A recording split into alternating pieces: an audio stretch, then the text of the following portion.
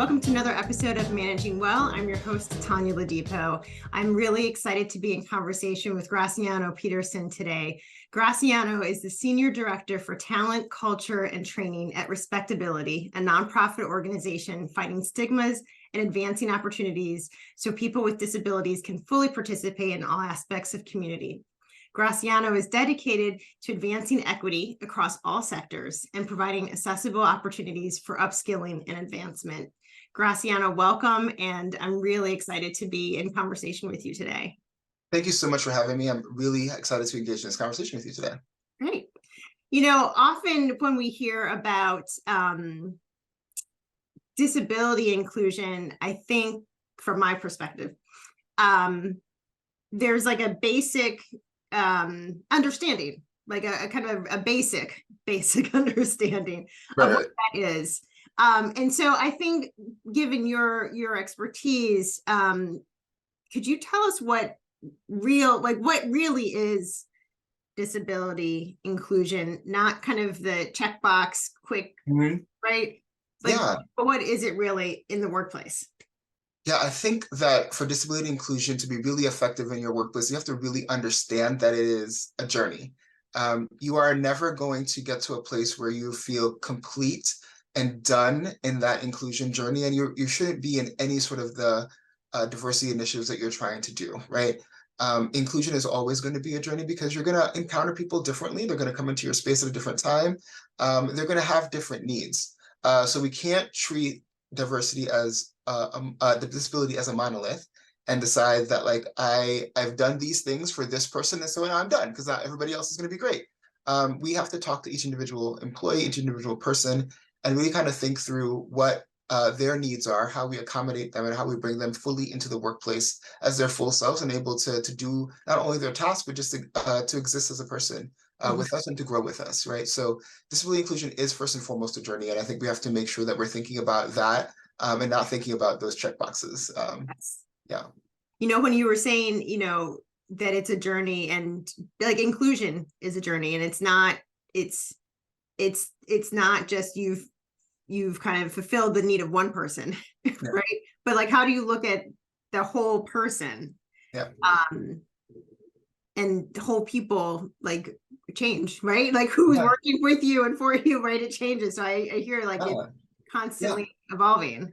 It's constantly evolving. There's always going to be somebody new and different coming into your space, right? And because of disability identity, also changing at any time, somebody who is working at your organization could be fully able one day and then encounter and develop a disability the next. So we have to also remember that too, that we, how do we create a safe space to allow that identity to change within your workplace, right? To have that conversation about what needs to happen now because I've now been newly diagnosed with something I didn't know I had. Yes. How do I navigate this new space in this place? And that's what inclusion truly looks like in the workplace, is having that availability. And I want to pause with that, because I think when we think about diversity and inclusion, kind of the overarching term of it, not always, but a lot of those identity factors are, fixed is too strong of a word, right? But perhaps a little more set. Yes. Like if you think about race, gender, not necessarily, religion, not necessarily, but kind of generally it's more set. But you just said disability identity, and I think what I want to pull out of that is that identity and experience can change at any time. Absolutely. And also, not the way I was hearing you, not, maybe it's an evolution and change, but not necessarily. It also could be like very abrupt. Absolutely. Right. Yeah. So yeah, I think Graciano, I think I just would love to hear more. I think what I'd love to hear more from you, kind of from the person's perspective, but then also as an employer, like how do you navigate changes that are so sudden when it comes to disability identity? Yeah, well, I mean, let's talk about the employer first. When we talk about employers, we want to welcome somebody into an organization, wherever they are, wherever they're starting from. But the idea is that you're going to be at the organization for a long time. We don't want to keep hiring people, right? So we want to bring people in. They're going to stay with us. They're hopefully going to grow with us and going to exist with us for a long time. We have to remember that their life is going to change over that time. If you bring in somebody who is young enough into your organization, they're going to they're going to have a lot of life changes. They're going to get married. They're going to want to have children. They're going to want to do different things. They're going to go buy a home or whatever the situation may be. As their life changes, their relationship with the workplace is going to change as well. They came in not as a parent, and now they're a parent, and they need benefits to change, right? It's going to be a very similar thing when we're thinking about disability identity, because when you come in one situation as a person who might have a disability identity and need certain accommodations, other disabilities can happen as if you live a long enough life, right? As we age, things change in our bodies. Our ability to walk, our ability to see and hear, those things are things that change as we get older and as we age. So if we want to make sure that we're fully inclusive to any employee that we bring into our space with us, we have to think about how we're going to be able to help with those changes as they occur. How are we going to be able to accommodate those changes as they occur? And are we a place that's going to be adaptable to that employee as their disability identity changes, if they develop a disability, if something happens in their life? And so that's what true inclusion looks like, is making sure that we are thinking about what could potentially happen and bringing them into the conversation if we don't know if we can accommodate it, right? Right. Ask them, what do you need to make your experience with us continue and be able to be something you can navigate. I love your point about kind of being proactive from an employer standpoint of, and being proactive to your point of not just the employee life cycle of, hiring, promotion, not just that, but like the human employee life cycle. Right. And to your point of like life events and life physicality changes, and so how employers can kind of proactively prepare for that. And to your point, with input from, right? Yeah. Like you can only, I often say, like, you can only think so far. Like you can only think, you can't outthink yourself, right? Yeah. You need other perspectives to share what you don't have. And so doing that in collaboration makes so much sense. Yeah, absolutely. I wonder if some employers, and I'm curious to hear from your vantage point, I think there's, definitely folks who like, you don't know. And so you don't do what you don't know. But then I'm wondering about the risk, and if that gets in the way of some employers being proactive, and wondering if they are going to kind of open themselves up to liability and risk if they start asking questions about disability. So I'm just kind of curious your thoughts there. Yeah, I think the same way that everybody's approaching new conversations around identity in general in the workplace, disability is one of those identities that we have to be very comfortable talking about, right? The reality is that even if you've never asked the question in your organization, 10% of the people have a disability. You might not know it, you might not be aware of it, but because there are so many non-apparent or not visible disabilities that exist in the human population, we don't know how many of our employees are dealing with a disability that they just don't talk about in the workplace. So if we want to make sure that we are able to have people show up as their full selves and be comfortable having those conversations, we have to make that space comfortable. So to talk with employees generally about the fact that, like, this is a welcoming space for every and all identities, if it truly is. And talk through how to get accommodations if and when they need them, right? That should be a publicly available thing. It shouldn't be a question that only comes up if and when the one person who's like, well, I'm raising my hand here, I'm disabled and I need this accommodation, how do I do this? It should be something that all employees know about, because, like, to my point earlier, you don't know. You never know when you're going to need it. So what's the process? How do we do that? And so, like, but having the conversation around it, making sure that is something that's readily available, is that making sure that you have those conversations in general about identity, right? If you're having those conversations, if you're talking about creating those employee resource groups for people who identify in this way or that way or any other way, disability is one of those identities too that you should make that space for. Mm-hmm. You just gave a lot of, I think, examples of how organizations can get it right, can get disability inclusion right. And I'm really curious, like, what would policies actually look like, right? Because there's the intent, Mhm.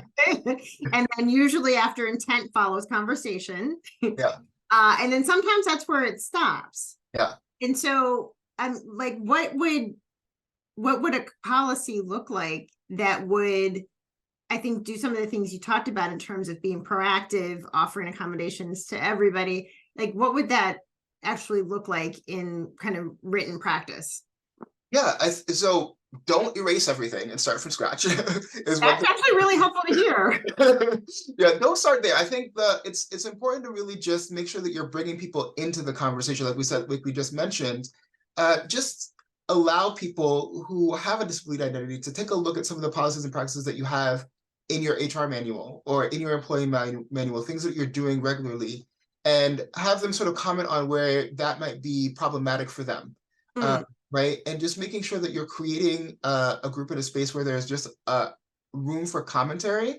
As you're in that process of revamping or looking at that manual, whatever that process is, I know that we look at our manual yearly, right? To make sure that we don't have to, whatever changes or policies that we need to update or change or what have you. In that review, make sure that you're just including people who have a certain identity to make sure that they are able to comment on where there are places that might be problematic or might prevent or might cause an issue in the future. That's what we do. We want to make sure that we are thinking about being proactive in our own space. And so that's the practice that we've taken on, is that we have to allow for that commentary to happen and come from different places and different levels in the organization, so that we can see if we're overlooking or assuming too much, right? So I think that's where you really want to start. And not all of your policies have to be revamped or changed, or there is not just one clear policy that I can give. But the idea is just to be open to the need for flexibility and change, open to the idea that you might have to do things a little bit differently, and open to the idea as well that when we are talking about disability, we're talking about neurodiversity as well. We're talking about how people receive information. So are people only receiving your information in one way? Are they only getting it via email? Are you only talking about it in the staff meeting and then never mentioning it again until they violate the policy and you're like, this is what you were supposed to do? How are you giving that information? And making sure that there are multiple modalities to receive the information, multiple ways to offer some feedback, and that you're following up with your employees about if they have and understand whatever policies they're supposed to be following. And not just having it just be that this one time in the staff meeting we talk about it, and then until you are in violation, we have that HR meeting, be like, you didn't do what you're supposed to do, and so now you're in trouble. Right. Yes, you're absolutely right. I think that's how most companies and organizations operate. And so even just listening to you, what would you recommend doing differently? Because you said something, and I my first thought was like, well, how would you do that? So I'm excited to hear from you. When you talked about like an employee handbook or policy manual, right? Like you send it out by email, you do it once a year, right? Yep. And so I would love, tell me, so what other modalities would you consider? How else would you kind of do it in a way that would be more inclusive to different ways of processing information and kind of more touch points with it? Yeah. We work with a lot of neurodiverse people at my organization, and I know for a fact that the email is a great way, right? Like always email it out, give people a chance to review it ahead of time, but then make sure that you're setting up that time to have a discussion with it as a staff. Like, hey, here are the touch points that are changing. Here are the things you need to focus on, right? So in the emails and the whole manual, indicate in the summary of that email, where the focus point should be, right? Here are the things that are changing. Here are the things that are being updated. Just a summary. Look at the whole manual. Like always make sure you're encouraging them to do that, right? You want them to look at the whole thing, but here are the important pieces. Discuss those important pieces in a staff meeting as well. And then make sure your department leaders are empowered to check in with the individual staff members as well following that. Because then, those are the multiple touch points, right? We've gotten a chance to look at it on our own, to read it. We've talked about it. And then you also have the individual follow-up. So anybody can have sort of that space. Like if I need that self-reflection time, that personal reading time, they have that. If they need that group think time, they have that. And then if they need a time to individually respond, to have a back and forth, I don't want to ask this question out loud to everybody, then they also have that, right? So those are the different ways. Graciano, you saw me look down because I'm taking notes, because as we were going to do ours, I was like, oh, this is what we need to do. Yeah. It's what we need to do. And you're right, the multiple touch points, it's something that we were doing for something else within my organization. We talked about that exact flow, like first communication point, then a group, then one-on-one, but I would not have considered to do it like in this vein, right? So I appreciate that that perspective. You know, as I'm hearing you talk and I'm thinking of inclusion and I'm thinking of like disability, and I'm thinking of just how we as humans navigate the world. Sometimes it's the same and sometimes it's different. And how we need to, in my opinion, how it's, I shouldn't say need to, but how it's easier to navigate. I think when we truly have kind of an openness of our mind of being willing to be wrong, being willing to not know it all. Right. The other day, actually, I got, something came in my leadership team. It was a question from the general team. And I told my leadership team, I was like, I need help being curious about this because I was having a strong reaction, and I was like, I need you to help me be curious about this. But like not having that tunnel vision of like, there's only one way. And as soon as I heard the other perspectives, you'd be like, oh, I never thought of that on my own. I'm thankful for kind of having those perspectives. And so I'm just really kind of sitting with that in our conversation. Yeah. I think, diversity of perspective is something also that, if you haven't tapped in to the fact that there are people with different ways of thinking or different disabilities in your organization, you also don't see a different way to kind of navigate or find solutions. The reality is that people with disabilities have had to navigate an ableist world for a really long time. And so they've had to come up with their own solutions to problems, figured out ways to sort of make some of their non-apparent disabilities less apparent to other people who don't know about it. They've figured out really all these different ways to do a lot of different things, just like a lot of people who are outside of the quote unquote norm have had to do, right? Every diversity identity can tell you about a different way they've had to navigate a different space to make sure that they are fitting in, right? And so what you're talking about here is, using that need to have to cover or code switch or however you want to label it, to navigate that space means that they are really great thinkers and can help you navigate different problems in different ways. And so finding out who these people are, knowing how they're able to think differently and solve those problems are really great things that the company should know about, right? So you really want to know who in your organization has these different identities that they might be able to help you navigate different problems and different ways to solve a problem. So yeah, I hear you, and I hear that like what we need to be thinking about is how we can really just tap into the capital that we have in our organizations already. Yes. And to your point that what might be considered a limitation by some people is actually like a truly refined skill set. Yeah. Because of what they've had to navigate, right?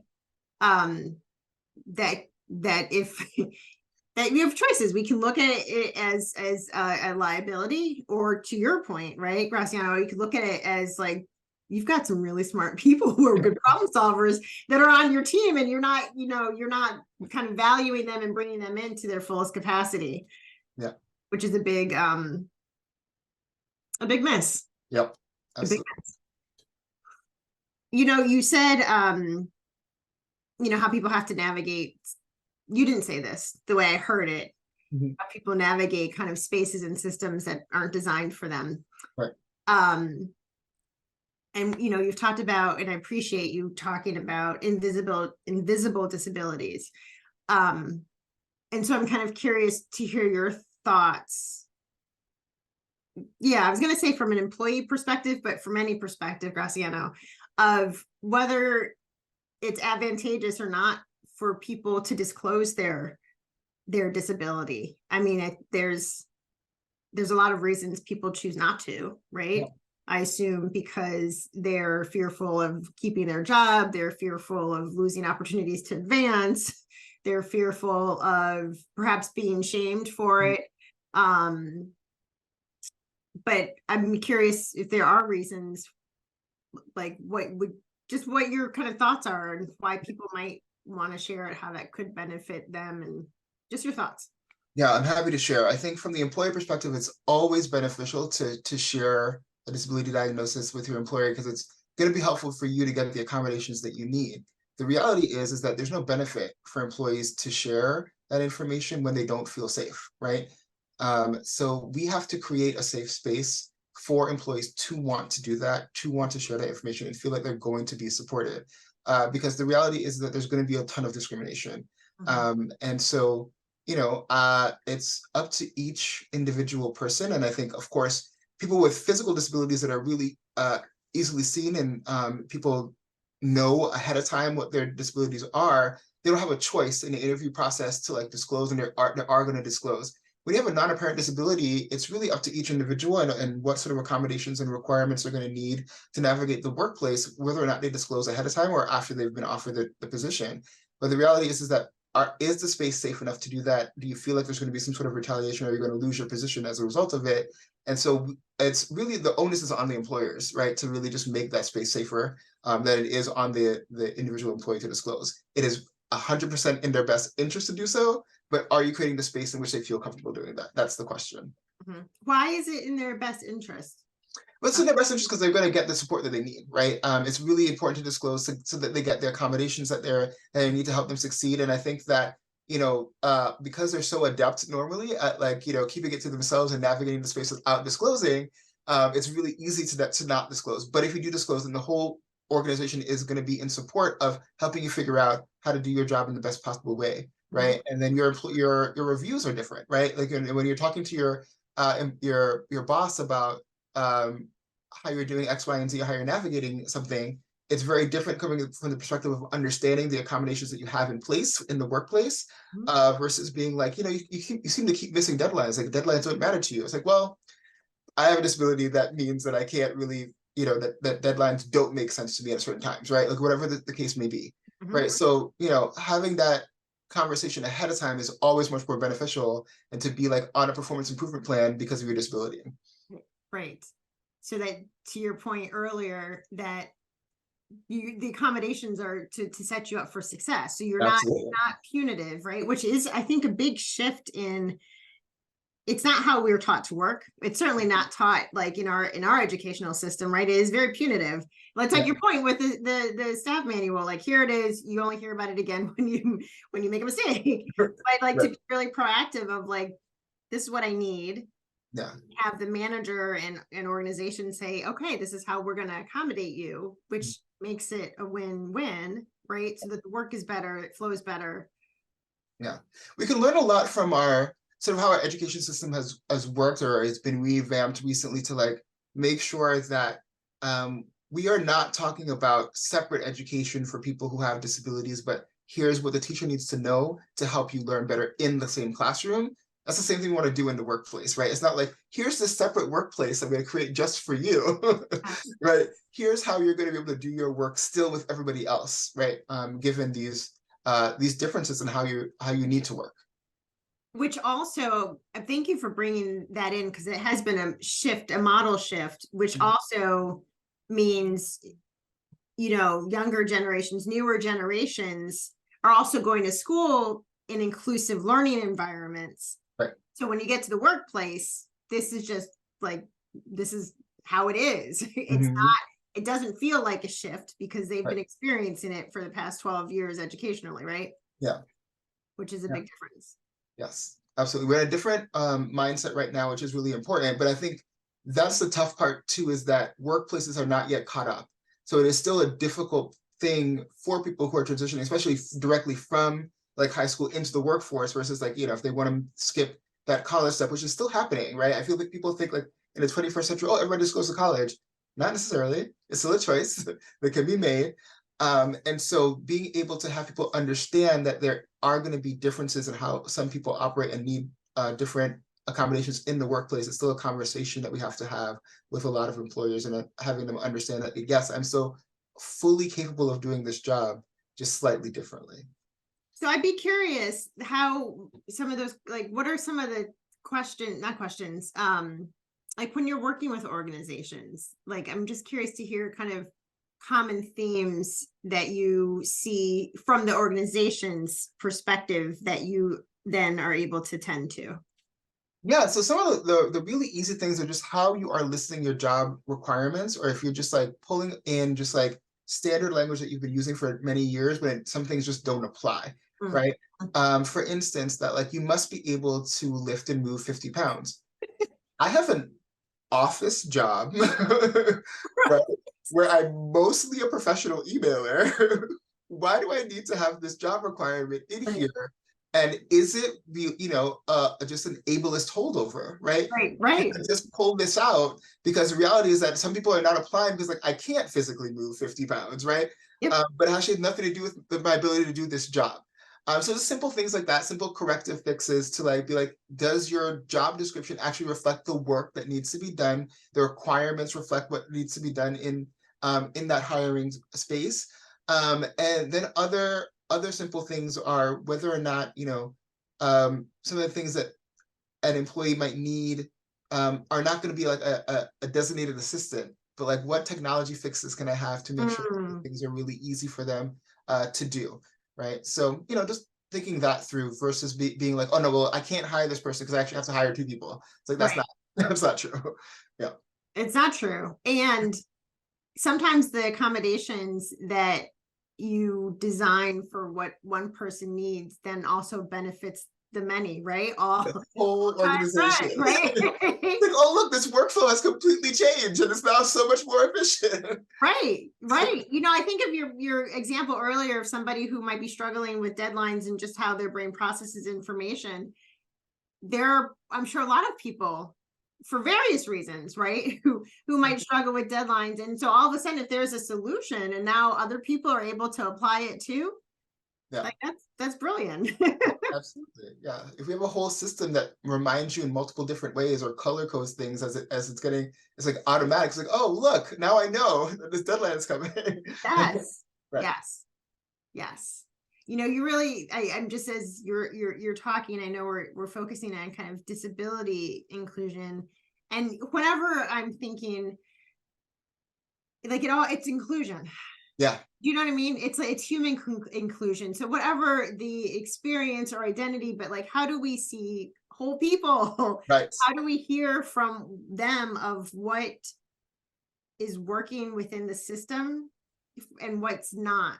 And I think instead of being reactive or defensive, which I think is human too, but instead of kind of leading from that place, you would have your action, but like hold it, take a breath, Right.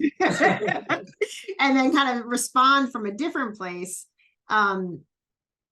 It just like it makes the work better, like the actual product delivery, service delivery better. But then also we spend so much time at work with these other humans. So it makes the workday better. Yes. You know what I mean? Absolutely. Yeah. No, I mean, again, coming back to this idea of inclusion, we are talking about a situation that's affected every single minority group, right? Including people with disabilities, is this how they are able to fully represent themselves at work. It becomes incredibly taxing if you're not allowed to be yourself at work, right?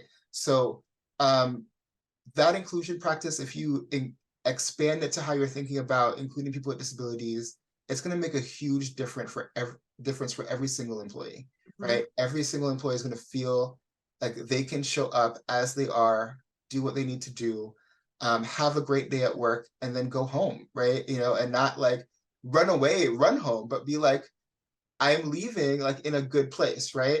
Everybody's mental health is going to be better in general, like that, because we always have those other people too, those allies who are forced to have their backup too, and they're trying to protect and advocate for those people who are not doing what they need to be doing. So the inclusion practice works for everybody, as you were saying. Everybody. It's a human thing. It's how we show up. We just want to be able to show up as fully ourselves in our workplace and not feel like we have to like be a different person to survive the day. That last point you just said resonated with me, that we don't have to be a different person to survive the day. Yeah. And the power, I think the power that people managers have and organizations to make it so that we don't have to just survive the day. One of your suggestions earlier was, asking what accommodations people might need. Yeah. And so I'm just envisioning, what if every manager asked everybody on their team, what would make your job easier? Yeah. Right? Just Absolutely. like that very simple question. Yeah. Does it mean that they can respond and do everything that comes their way? Absolutely not. But just imagine like what it would feel like for somebody to ask you Yeah. what would make your job easier, to Yeah. be told what they can do about it or what they can't, to be thanked for sharing the information, even if they're not able to address it, but something that they can keep in mind. I mean, it just makes that moment and day a little bit easier. Absolutely. And making sure you're asking it consistently, right? It is something that we ask our new hires. It is something that we ask on our review forms, right? Whether it be 90 days, the 6 months, the annual review. Yep. It's a constant question because, again, we have to recognize that that answer might change, right? Yeah. So we can't just ask, like, oh, when we hired Tonya 2 years ago, we asked, she didn't say anything. It's like, so it's obviously Tanya's fault. Right. Right. So Nothing's changed in 2 years and she didn't say anything then. So that's all on her. that's all on her. Yeah. So I think that's the reality too, is that we can't just ask it once, but make it a consistent practice, formalize it in some way too, to make sure that it's part of the culture of your organization, that you're asking the question of like, what will make your job easier? And I appreciate the touch points you gave as examples, right? Like 30-day, 90-day, 6-month annual review to like make it consistent. It's part of the culture. It's part of what we do. It makes it top of mind for managers and leaders to remember to ask. And then it, like you said, like people's lives change, people's disability identity changes. And so there's consistent touch points for them to have the opportunity to share that information if they may not initiate it on their own. Right. Absolutely. I'm really just sitting with all of this and grateful for how you shared kind of your expertise in a way that feels very doable, right? I think that is sometimes when people hear inclusion, they're like, oh, it's too much. I can't do this. And that's not at all. Like, this is all very manageable, right? Absolutely. Very doable. Yeah. And again, seek out a thought partner too, right? Don't try to always handle it on your own. Figure out where you would like to start, and then also talk it through with a thought partner. We can, we're available to do that work here at RespectAbility, but there are other organizations that are engaged in disability inclusion as well. But the reality is not thinking that I have to take it on without any of the knowledge, right? You can find thought partners, you can seek it out and always do it in partnership, right? Because the reality is, again, it's for everyone. It's not just for that particular identity you're trying to, lift up in that moment. It is going to help everybody at the end of the day.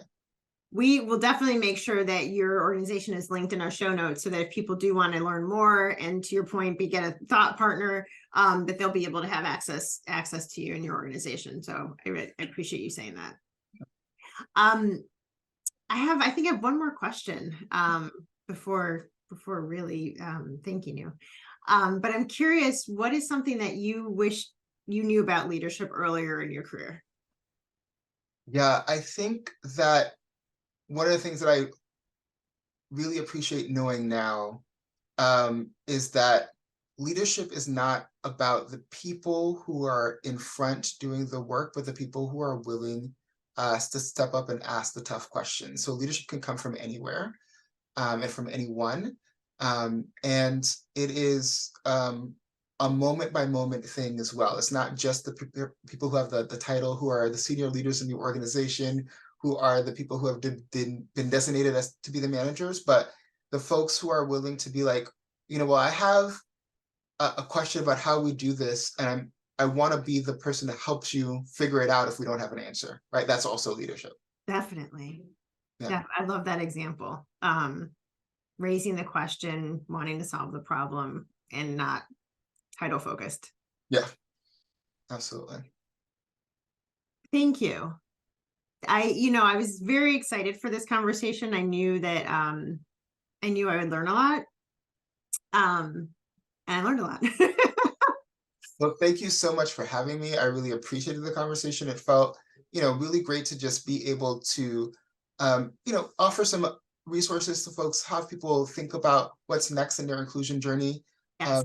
And remember that, disability is part of those identities that we need to be thinking about when we're thinking about inclusion. Mm. Graciano, thank you so much. Thank you for your time and your expertise. I'm appreciating this connection. Yeah, it's been a pleasure. Thank you so much. Thank you for listening to Managing Well. Please be sure to rate, review, and subscribe wherever you get your podcasts. If you want to learn more about today's episode, go to theladipogroup.com/podcast for a worksheet on today's episode. A special thanks to my podcast team and the Ladipo Group who supports this show. Managing Well is produced and edited by Black Faves Brand Studio. I'm your host, Tonya Ladipo. If you have any questions or topics you want to discuss, email me at managingwellpodcast@theladipogroup.com.